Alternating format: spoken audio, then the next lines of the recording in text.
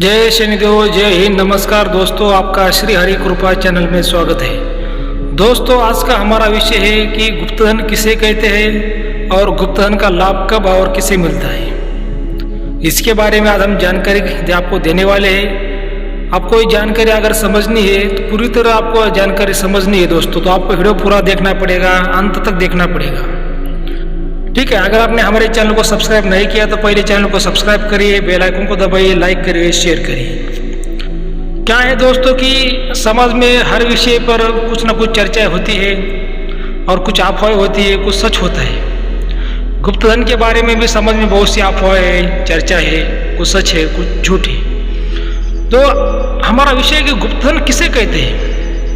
देखिए दोस्तों, अभी बहुत से लोग बोलते हैं कि जो जमीन के अंदर का सोना चांदी हीरे मोती गड़ा हुआ धन है, गड़ा हुआ खजाना है, उसे गुप्तधन कहते हैं। लेकिन दोस्तों, मेरा कहना आपसे ये है कि गुप्तधन किसे कहते हैं कि जो आपको धन अचानक से मिलता है, जो बिना काम के मिलता है, जो बिना मेहनत के मिलता है, जो आपको विरासत में मिलता है, उसे गुप्तधन कहते हैं। और इसकी मात्रा ऐसी होती है कि इसकी मात्रा, धन की मात्रा बहुत बड़ी होती है कि आपको ये अमीर बना देती है, रातों रात आपको अमीर बना देता है ये धन।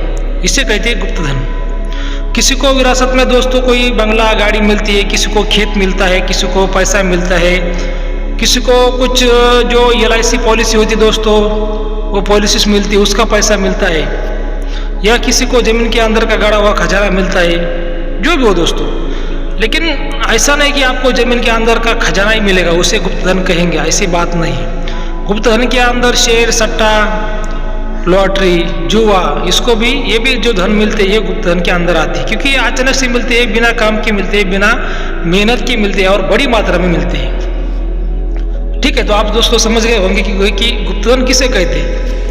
अभी क्या है कि दोस्तों, जो आपको ये जो धन मिलता है, अभी बहुत से लोग बोलते हैं कि गुरुजी मेरे भाग्य में धन का योग है क्या, गुरुजी मुझे धन मिलेगा क्या, गुरुजी मुझे गुप्तधन मिलेगा क्या। तो देखिए दोस्तों, ये जो गुप्तधन मिलता है ये आपने नसीब से, आपने भाग्य से मिलता है। पिछले जन्म में आपने क्या पुण्य किया है, क्या पाप किया है, क्या वो पाप पुण्य का जो सुख दुख आपको भुगतने के लिए आपको भगवान ने जन्म दिया है। अगर आपने पाप किया है तो उसके आपको कर्म आपको भुगतने पड़ेंगे, पिछले जन्म के पाप के। अगर आपने पुण्य किया है तो आपको इस जन्म में भगवान अच्छे फल देगा, क्या अच्छा सुख देगा। ये आपके पिछले जन्म के अनुसार आपको ये जन्म मिला है। ठीक है। तो अगर आपके पीछे जन्म में अच्छा आपने पुण्य किए, अच्छा भगवान की सेवा की है, गौर गरीब लोगों की आपने सेवा की है, तो इस जन्म में आपको ये धन मिल भी सकता है क्या। लेकिन आप पहचानेंगे कैसे, आप जानेंगे कैसे कि आपके भाग्य में धन है या नहीं। तो इसके लिए दोस्तों, जो सरल माध्यम है वो कुंडली देखना, आपने आपके जो हाथ है हाथ देखना, इससे आप अपने भाग्य का पता लगा सकते हैं कि आपका जो जन्म हुआ है तो भगवान ने आपके जीवन में आपका भाग्य क्या लिखा है, क्या सुख लिखा है, क्या दुख लिखा है, कौन सी उम्र में लिखा है, कब लिखा है दोस्तों। लेकिन क्या है दोस्तों, देखिए अभी ये जो बातें होती है क्या ये बिल्कुल सच होती है कुछ, लेकिन कुछ लोग समझते हैं, कुछ लोग समझते नहीं है। ठीक है। अभी दोस्तों थोड़ा सोचिए क्या है कि, और दोस्तों महत्वपूर्ण बात यह है कि अगर आपके जीवन में गुप्तधन का योग 100% पॉजिटिव है तभी आपको ये गुप्तधन का आपको लाभ मिलेगा। अगर आपके कुंडली में गुप्तधन का योग 70% है, 50% है, 30% दोस्तों, तो ये सिर्फ क्या है कि आपको संकेत दे के आपको चला जाएगा। तो संकेत दे के आपको कैसा चला जाएगा दोस्तों कि देखिए अभी हिंदुस्तान में बारिश का मौसम है, लेकिन हर जगह पर बादल तो है, लेकिन कुछ जगह पर कम ज़्यादा बादल है, लेकिन कुछ जगह पर ज़्यादा बादल है, लेकिन ज़्यादा बादल होने के बावजूद वहाँ पर बारिश कभी कभी नहीं गिरती। कभी कभी एक बादल आ जाता और इतनी बारिश गिरती पूरा गाँव को बहा ले जाता है। वैसी दोस्तों ये बातें होती कि अगर योग तो होते हैं, हर किसी कुंडली में कुछ कम ज़्यादा योग होते हैं, लेकिन योग ये 100% होना चाहिए, तभी दोस्तों उसको लाभ मिलता है। नहीं तो फिर क्या होता है कि मान लीजिए आपके कुंडली में 50% योग है, सिर्फ आपको संकेत देके चला जाएगा।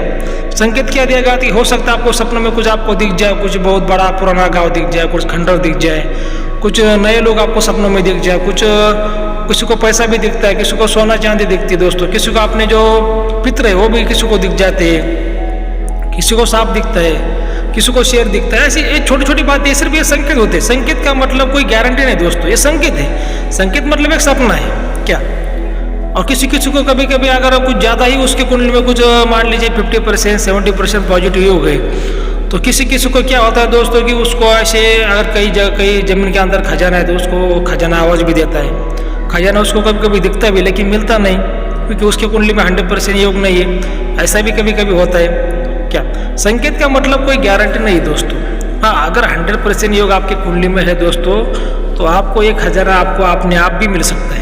क्या अपने आप ही आपको किसी भी महाराज के, पंडित के, तांत्रिक के पास, आपको ज्योतिष के पास जाने की भी जरूरत नहीं है। लेकिन क्या है कि दोस्तों, ज्योतिष से क्या है, ज्योतिष शास्त्र क्या है कि आपको दिखाता है कि कौन से उम्र में, कौन से जीवन के किस मोड़ पर आपका भाग्य चमकेगा, जीवन के कौन सी उम्र में आपको लाभ होगा, कौन सा टाइम अच्छा रहेगा, कौन सा बुरा रहेगा। क्या तो उस टाइम पर आप होशियार रहते हैं और आप उस जो आपका जो फायदा होने वाला है उसका आप ज़्यादा से ज़्यादा उसका लाभ आप ले सकते हैं। कभी कभी क्या होता है दोस्तों कि आपका योग तो आता है लेकिन आपको मालूम नहीं पड़ता कि मेरा योग कब है, तो आप उसका ज़्यादा से ज़्यादा आप उसका फायदा नहीं ले सकते।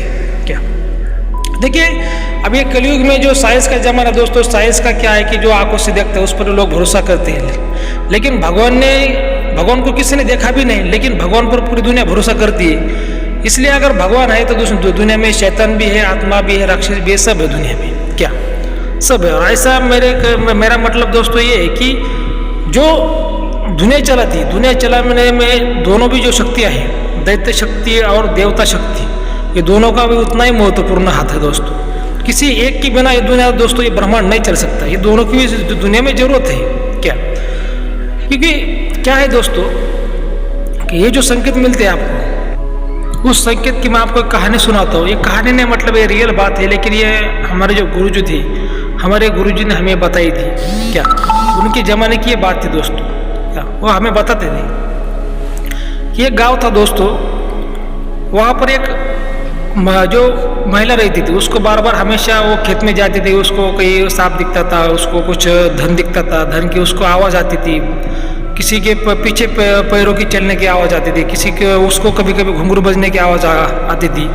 मतलब उसको हमेशा ऐसा महसूस होता था कि उसके खेत में कोई शक्ति है, कि उसका वो पीछा कर रही है, उसको संकेत दे रहा है, ऐसा उसको हमेशा वो महसूस होता था।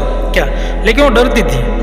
तो हमारे गुरुजी के पास आई और गुरुजी को उसने हाथ दिखाया, कुंडली दिखाई, जो भी बात है उसने बताई कि गुरुजी क्या है, मेरे जीवन में क्या घटना हो रही है, कुछ अच्छा हो रहा है, बुरा हो रहा है, मुझे कुछ बताइए।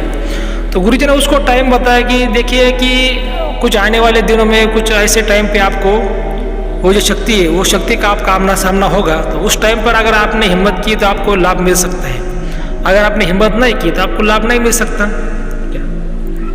तो क्या है कि दोस्तों देखिए, लालच कितनी बुरी बात है। तो जो टाइम बताया था गुरुजी ने, तो उस टाइम पर वो शक्ति का और उसका आमना सामना उस औरत का हुआ। क्या तो कैसे हुआ कि वो एक दिन खेत में गई थी, दोपहर का 2 बजे का टाइमिंग था।